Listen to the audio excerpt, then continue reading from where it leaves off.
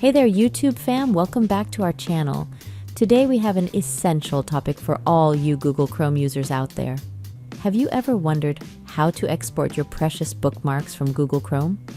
Well, you're in the right place because we've got the perfect solution for you. In this video, we'll be showing you the step-by-step process of exporting your Google Chrome bookmarks, ensuring that you never lose your valuable collection of saved websites. Before we show you how this is done, don't forget to hit that like button. You can easily export your Chrome bookmarks from the Bookmark Manager. Here's how to do it. Open Google Chrome, then click on the Chrome menu, vertical ellipsis icon at the top right. Select Bookmarks and click on Bookmarks Manager. Click on the vertical ellipsis icon beside the bookmark search bar. Select Export Bookmarks. Navigate to a location where you want to save the HTML file.